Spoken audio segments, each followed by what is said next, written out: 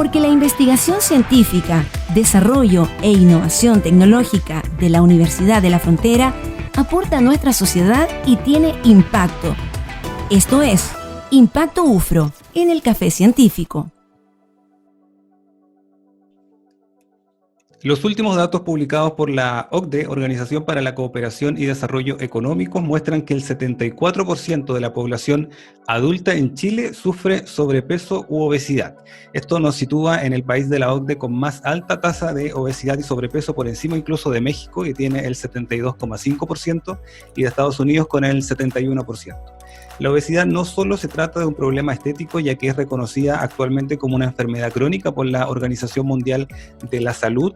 Ha estado presente en nuestro país desde hace ya varios años, preocupando no solamente a la población, sino que también a las autoridades. Es un problema de salud pública porque principalmente tiene asociado algunas condiciones con respecto a la diabetes, a la presión arterial y también el aumento de riesgo de enfermedades cardiovasculares. A lo que se suma también el estigma social con el cual deben cargar las personas que la padecen. Para hablar precisamente de la visión de la obesidad como un estigma social, hoy día nos acompaña la doctora en psicología de la Universidad de la Frontera, doctora Daniela Gómez Pérez, para que conversemos sobre este interesante tema. Hola Daniela, ¿cómo estás? Bienvenida al Café Científico Alex. En línea de la UFRO.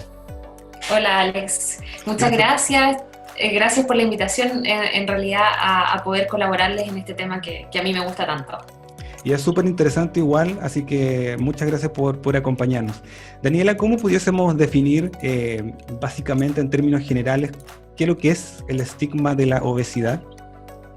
Mira, la verdad es que el estigma es una experiencia que sufren las personas debido a su peso corporal. Y esta experiencia tiene algunas características que no son para nada positivas, son más bien negativas, porque incluye, por ejemplo, prejuicios, sesgos, conductas que son discriminatorias, actitudes que son negativas hacia personas con motivo de su peso corporal. Entonces, la verdad es que son experiencias relativamente frecuentes que sufren las personas, pero que engloban una serie de cuestiones más bien negativas. Ya, y ahora, ¿esto cómo se ve reflejado en las personas que sufren estos, por ejemplo, estos episodios de discriminación? ¿Sienten una forma emocional? ¿Tienen una carga psicológica emocional? ¿Es conductual? ¿Cómo lo manifiestan ellos también? Mira, la verdad es que este tipo de experiencias generan consecuencias a distintos niveles. Se ha considerado que las experiencias de estigmatización son una fuente de estrés súper importante para las personas, y en ese sentido las consecuencias que tiene el estrés en general o la discriminación en general son bastante negativas en las distintas dimensiones o esferas que nosotros queramos estudiar el fenómeno. Específicamente cuando hablamos de estigmatización por el peso, lo que ocurre aquí es que hay una serie de consecuencias a nivel fisiológico, por ejemplo, en donde las personas experimentan más estrés, y al experimentar más estrés liberan más cortisol, y el cortisol es la hormona del estrés que además influye en la ingesta alimentaria. Entonces ahí tú tienes una consecuencia que es fisiológica, pero que va a generar una conducta alimentaria desajustada debido a esta experiencia. Además, como es una experiencia negativa, a nivel afectivo, por ejemplo, va a gatillar o detonar emociones que son bastante negativas, como la frustración, la rabia contra la situación estigmatizante o la persona que te estigmatiza, pero también contra ti mismo, porque de alguna manera podría generar sentimientos de culpa, frustración, insatisfacción, por ejemplo, con la imagen corporal o con la satisfacción que yo tengo respecto de mi propio cuerpo, y esto claramente va en desmedro de la valoración que nosotros hacemos de nosotros mismos. Entonces, si tú te fijas como a nivel fisiológico, conductual y afectivo, estas experiencias tienen un correlato que es bastante negativo y que justamente va a influir en aquello que nosotros pudiéramos esperar que es lo que queremos cambiar, claro, justamente la conducta alimentaria. Es como un círculo, al final sufres consecuencias que te llevan a volver a empezar en este problema. Y con respecto a eso, Daniela, en el tema del relacionamiento con los demás y con el estado de ánimo, entonces tienen directa relación con lo que está padeciendo la persona.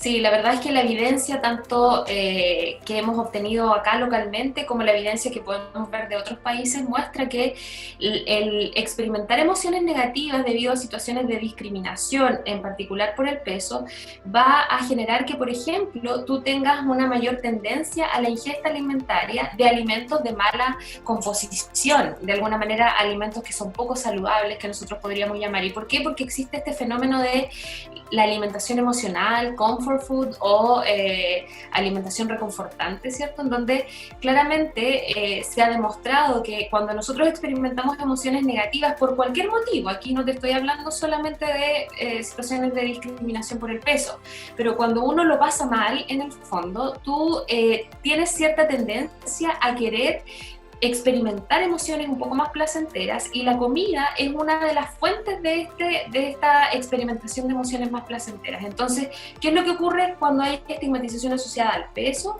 Que las personas experimentan emociones que son negativas, y entonces eso también gatilla que tú quieras ingerir alimentos de mala composición, altos en grasa, por ejemplo, o en azúcar, que no son tan saludables.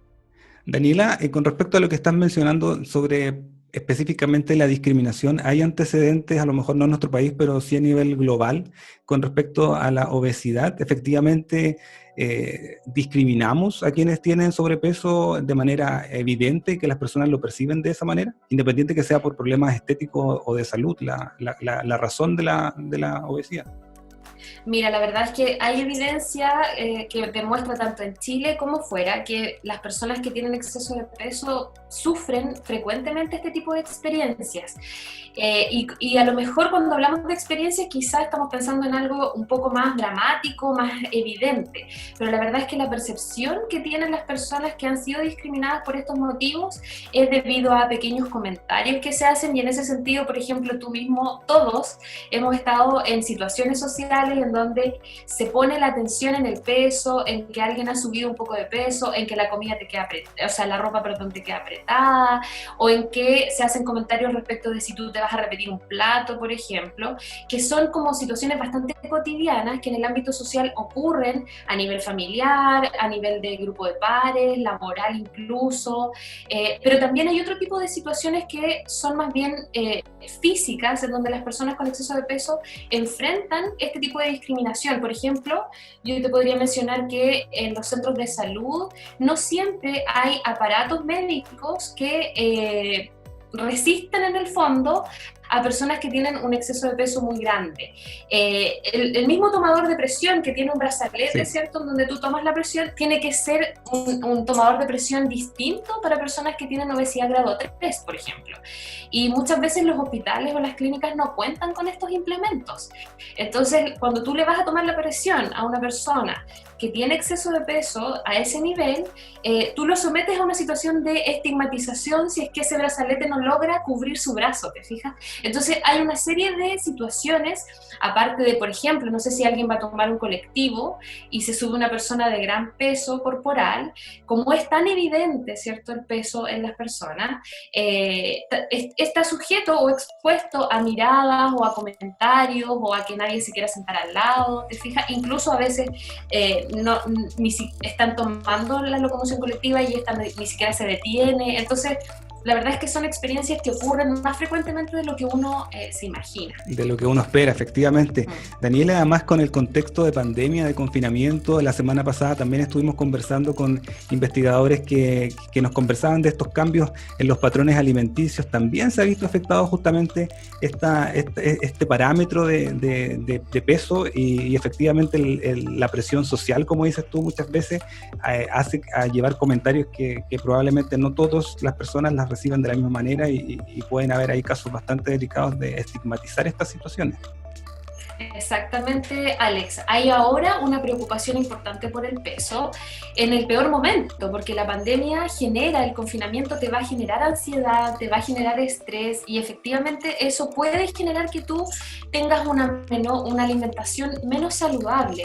Entonces, en este momento en particular estamos enfrentando una cuestión súper compleja, porque eso acrecienta en el fondo la preocupación que hay en torno al peso corporal, y eso puede desencadenar trastornos de la conducta alimentaria, haya mayor síntomas asociados a la ansiedad, por ejemplo, o al estrés. Entonces las consecuencias son absolutamente más graves en este contexto en particular. Por otra parte, debido al confinamiento hay muy pocas experiencias o rutinas habituales que tú puedas desarrollar tal cual como antes. Entonces, nuevamente, esta idea de que el foco del placer está asociado a la comida, por ejemplo, también está presente, porque finalmente en la casa es lo que tú tienes disponible. No puedes salir a juntarte con amigos libremente, no puedes hacer cenas familiares, celebraciones, ¿cierto? Entonces, todo se va reduciendo al espacio de confinamiento en el que tú te encuentras. ¿Y esta estigmatización es de igual manera para hombres y mujeres? Me da la impresión que no, pero no tengo el antecedente. Sí, mira, acá, bueno, mi proyecto espera poder comprobar si es que es así o no acá en nuestro contexto en particular, pero lo que nosotros hemos podido observar afuera es que efectivamente las experiencias de discriminación ocurren tanto en hombres como en mujeres. No es que no ocurran para uno o para otro. La diferencia está en las consecuencias que genera. Evidencia que hemos podido revisar de otros países muestra que, por ejemplo, las mujeres suelen ver más afectada su autoestima y su autovaloración debido a este tipo de experiencias. De alguna manera, para los hombres no hay tanta internalización de estos mensajes que son dañinos, en cambio las mujeres sí. Por otra parte, también lo que se ha estudiado fuera es que las recomendaciones médicas son distintas si es que tú eres hombre o mujer, independiente que tengas el mismo índice de masa corporal. ¿Qué quiero decir con esto? Que en el fondo a la consulta de un profesional de la salud que atiende problemas relacionados con el peso, por ejemplo, pueden llegar personas con hombre y mujer con el mismo índice de masa corporal, sin embargo las recomendaciones son mucho más exigentes para ellas que para ellos. Entonces, bueno, ahí también nosotros podríamos hipotetizar, ¿verdad?, que las exigencias en cuanto a la apariencia son mucho más exigentes a lo mejor, o son mucho más rígidas para las mujeres que para los hombres, y por eso entonces podríamos encontrar diferencias, pero en nuestro contexto en particular todavía no tenemos evidencia científica que nos pueda decir efectivamente son distintas, pero todo hace pensar que sí lo Es son, así. que sí hay diferencias, sí. Estamos conversando con la doctora Daniela Gómez, doctora en psicología e investigadora de la Universidad de la Frontera, sobre la estigmatización social de las personas obesas y los impactos que esto puede tener en sus vidas. Daniela, en el caso de personas con sobrepeso, ¿es más difícil reconocerse justamente con obesidad como para poder pedir ayuda desde el punto de vista psicológico, como para poder aceptar esto? Sí, la verdad es que actualmente para clasificar a alguien con sobrepeso y obesidad nos basamos en el índice de masa corporal. Hemos hablado igual durante estos minutos, ¿cierto?, harto sobre el peso, y si bien el peso es un proxy de la obesidad, o sea, la verdad es que obviamente para poder determinar que una persona tiene sobrepeso o obesidad necesitamos saber su peso corporal y en el fondo estimarla en función de su estatura. La verdad es que el peso es un número, Alex, y también yo creo que es importante entender que la composición corporal es lo importante. De alguna manera, el peso es un proxy, pero no necesariamente. Pueden haber personas que efectivamente tengan sobrepeso, pero que a lo mejor su cuerpo está funcionando bastante bien y no han desarrollado ninguna complicación, por ejemplo, asociada a la hipertensión, a la diabetes. No es lo típico. En general, la obesidad suele conllevar este tipo de enfermedades y complicaciones cardiovasculares. Pero es importante poner atención, por ejemplo, a el nivel de grasa corporal que nosotros tenemos, el nivel de desarrollo de nuestra composición de nuestros músculos, el músculo esquelético, por ejemplo. Todos esos datos son importantes para que nosotros podamos sentirnos saludables y estar saludables efectivamente. Y en ese sentido, obviamente una persona que tiene sobrepeso puede tener más dificultades, primero, de reconocer que este es un problema que puede estar dañando otros sistemas de nuestro organismo, y también puede ser una persona que piense que todavía está muy lejos de desarrollar enfermedades crónicas como las que hablábamos, porque lamentablemente tanto la hipertensión como la diabetes, que son las principales comorbilidades con la obesidad, son enfermedades bastante silenciosas, no hay una sintomatología tan clara que uno puede identificar rápidamente. Entonces, claro, por una parte tú tienes el peso y puedes decir, sí, en realidad la ropa necesita una talla más, ¿verdad? Me queda un poco más apretado, estoy comiendo más, pero no necesariamente tener un problema en ello. Entonces, podríamos pensar que efectivamente esto podría retardar el que tú te monitorees o adoptes conductas un poco más saludables de tu estilo de vida. Perfecto. Daniela, el año pasado te adjudicaste un proyecto Fondesit de iniciación en relación justamente al estigma de peso en estudiantes universitarios. Si nos puedes contar un poquitito sobre esta iniciativa, es súper interesante, y en qué etapa también está este proyecto.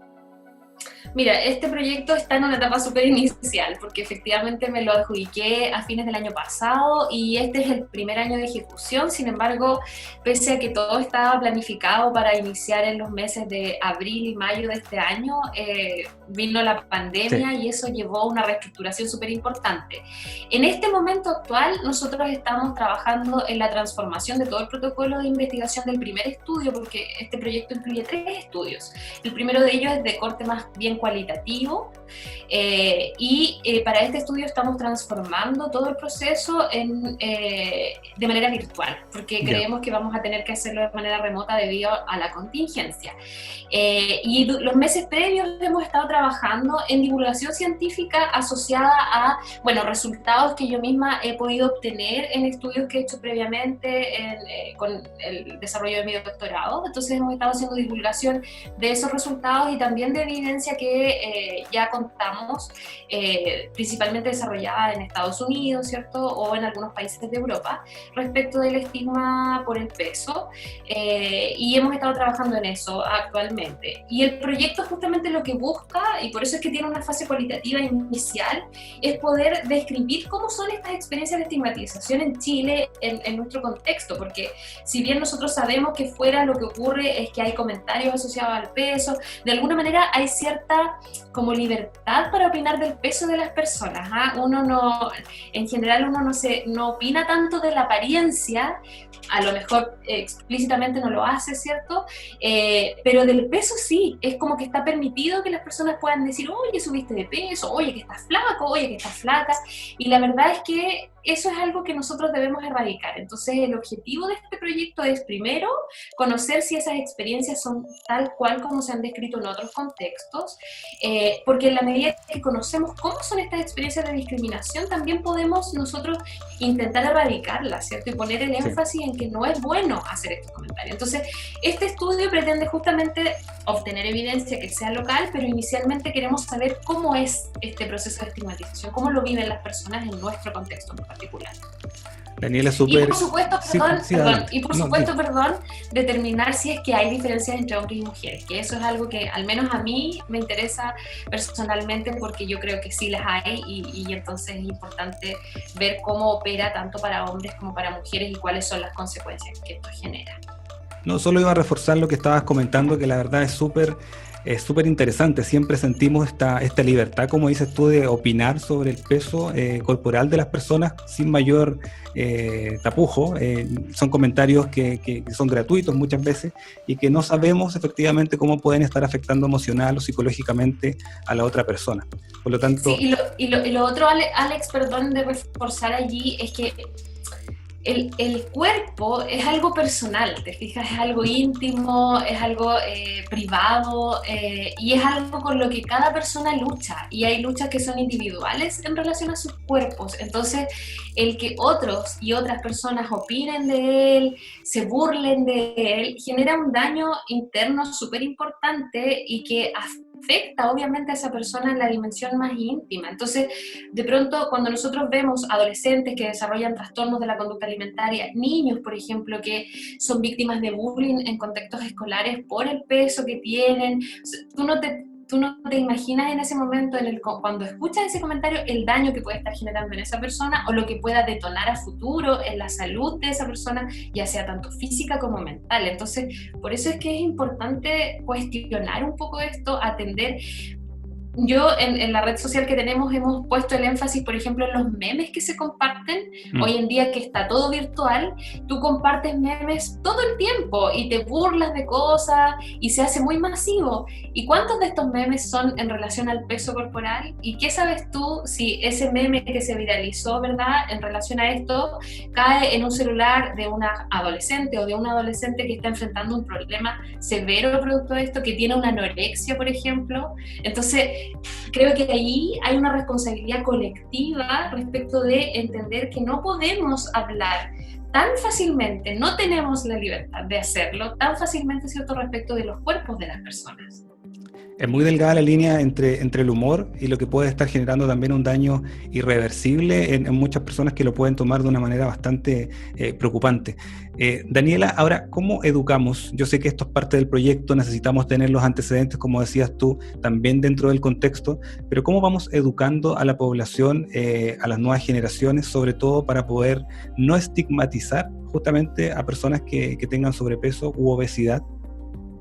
Mira, yo creo que un área importante es entender que la obesidad es una enfermedad. Ya no es algo volitivo, no es algo en donde las personas sean 100% responsables, es decir, hay muchos factores que confluyen en que una persona desarrolle obesidad, desde factores genéticos, desde vivir en ambientes obesogénicos, factores conductuales, ¿cierto?, familiares, etc. Entonces, primero entender que la obesidad no es algo voluntario, es decir, no es que la persona esté gorda porque quiere estar gorda, ¿te fijas? Hay allí una serie de cuestiones que están influyendo y que pueden ser, por ejemplo, desde económicos, porque sabemos también que los alimentos más saludables tienen un alto costo. Entonces, hay cuestiones desde todas las áreas en que tú las mires, que puedes identificar y que puedan influir en que una persona esté desarrollando exceso de peso. Entonces, primero entender que no es tan sencillo, que no es tan fácil como decirle a alguien, oye, pero deja de comer o no comas tanto, ¿verdad? Entonces, ese es un elemento. Otro elemento importante es entender que las personas, es muy fácil que tú generes un impacto negativo en otro, es muy fácil que tú, al discriminar a otro, estés generando consecuencias muy negativas. Yo tengo la impresión que hoy en día, por ejemplo, es muy fácil discriminar a las personas por distintos motivos, pero por el peso ya lo hemos conversado, ¿cierto? Entonces, es súper importante entender que las experiencias de discriminación son experiencias que dañan a otro. Entonces, uno tiene que hacerse responsable de los comentarios que emite, de las acciones que tiene o de las conductas que tiene con otras personas. O sea, desde eso yo creo que es importante educar en el sentido de respetar los límites y respetar al otro tal cual es, sin querer traspasar esta barrera de lo que es íntimo y de lo que es privado. Por otra parte, también creo que es importante que nosotros nos cuestionemos justamente estas cosas que pueden ser detalles, ¿ah? Pueden ser detalles el compartir un meme. Yo no digo que no haya que tener sentido del humor, claramente hay que tenerlo, pero tenemos que cuestionarlo, o sea, tenemos que nosotros poder decir, oye, esto puede dañar a alguien, o sea, esto es algo que puede estar teniendo un impacto súper negativo, entonces al menos yo no ser parte de eso, ¿te fijas? Y creo que en esa educación hay que hacerlo a nivel global a toda la población, o sea, no necesitamos que la persona que tiene exceso de peso, que está con un proceso probablemente interno de lucha importante para poder tener una mejor salud, tenga que además preocuparse de afrontar de manera distinta estos mensajes, ¿no? O sea, tenemos que ayudarlos y parte de la ayuda es justamente que la población en general no tenga estos comentarios, no opine del cuerpo, que aprendamos a responder, aunque culturalmente a lo mejor está tan arraigado, bueno, tenemos que entonces desarraigarlo y entender que no podemos opinar del cuerpo de otras personas. Exactamente. Yo creo que esas son algunas tareas como súper importantes que tenemos que hacer. Y lo otro también que se puede hacer, creo yo, es que cuando nosotros tenemos, porque la obesidad, tú lo dijiste, en los adultos es más del 70%, entonces también nosotros tenemos que pensar en las características de la forma de relacionarnos que nosotros tenemos como adultos y con niños también, en cuestionar, por ejemplo, bueno, ahora estamos de forma remota, pero cuando estamos trabajando presencialmente y hay una reunión, ¿cuáles son los alimentos que están disponibles en esa reunión? Son alimentos muy poco saludables, que tienen un montón de sellos, porque es lo más fácil de adquirir, ¿cierto? Pero esas son cosas que nosotros podemos cambiar y son cosas que nosotros podemos entonces tener un impacto positivo en enseñarle a las personas a que podemos tener un snack de frutas, por ejemplo, o de cuestiones que sean más saludables. O sea, a lo mejor tenemos que también cuestionar cuáles son los alimentos que se consumen en celebraciones. O sea, yo de pronto veo cómo son las celebraciones de los cumpleaños infantiles y la verdad es que dejan bastante que desear porque los alimentos que se comparten ahí no son para nada saludables. Entonces, ¿qué le estás enseñando tú a esos niños, te fijas? Y niñas. Entonces, yo creo que hay una serie de cosas que nosotros podemos hacer como sociedad, desde mirar nuestra propia conducta, desde favorecer esas instancias de compartir a lo mejor, que no estén centradas en los alimentos, y bueno, si van a haber alimentos que sean de mejor calidad, ¿te fijas? O sea, creo que hay pequeñas cosas que podemos ir haciendo. Daniela, tenemos que ir cerrando, pero no quiero terminar la conversación sin consultarte, y esto como opinión personal. Las nuevas generaciones, los niños, ¿notas que ha ido avanzando el tema de estigmatizar por diferencias? Lo hemos visto en otros temas, probablemente es así, pero me gustaría también conocer tu opinión. ¿Puede ser un tema también generacional? Mira, la verdad es que yo no tengo tanta evidencia respecto de niños, no he estudiado qué es lo que pasa con niños acá en Chile al respecto, pero lo que sí tenemos son cifras súper alarmantes respecto del peso de los niños, o sea, la obesidad infantil también es un problema en nuestro contexto. Ahora, ¿qué es lo que ocurre? Que efectivamente en niños tú te encuentras, al menos en establecimientos educacionales, que ellos efectivamente establecen ciertas dinámicas de interacción con sus compañeros, en donde muchas veces estas dinámicas son discriminatorias. Yeah. Allí obviamente nosotros podemos pensar en un poco valóricamente qué es lo que se les ha enseñado o cómo los padres o los cuidadores que están a cargo de estos niños y niñas han transmitido la importancia de respetar a otros, pero efectivamente tú encuentras que muchas veces los problemas o el bullying que ocurre es por motivos de discriminación, ya sea por el color de piel, por la procedencia, ¿cierto? O por las características físicas que tienen. Ahora, sí creo que estamos avanzando. Yo creo que hoy en día podemos ver que hay un avance en poder visibilizar el respeto por los otros. Hay una ley Zamudio, por ejemplo, que surge a partir de la discriminación y que en el fondo lo que busca justamente es decir, oye, bueno, legalmente tenemos que hacernos cargo de esto y por lo menos de esta manera prohibir o impedir que la discriminación ocurra. ¿Por qué? Porque tiene graves consecuencias. Entonces yo creo que se han hecho acciones en pos de no discriminar, pero obviamente hay todo un trabajo cultural, familiar, ¿cierto? Colectivo que tenemos que hacer respecto de darnos cuenta, probablemente primero identificar que efectivamente con este comentario estamos discriminando, estamos dañando o estamos teniendo una conducta que no es correcta, no es adecuada. Muchas gracias, Daniela. La verdad es que el tema es muy interesante. El mensaje que también dejamos hoy día es importante, respetarnos como somos, asumir también las diferencias que tenemos unos con otros y también, como decías tú, no opinar con tanta facilidad, muchas veces por el cuerpo de otra persona, que es algo tan íntimo de cada uno, sin conocer efectivamente cuáles son estas razones para poder estar pasando o atravesando problemas de sobrepeso, de salud, etc. Muchas gracias por acompañarnos hoy día en el Café Científico de la Universidad de la Frontera. Gracias a ti por la invitación. Que estén muy bien. Chao, chao. Gracias. Chao. Porque la investigación científica, desarrollo e innovación tecnológica de la Universidad de la Frontera aporta a nuestra sociedad y tiene impacto. Esto fue Impacto UFRO en el Café Científico.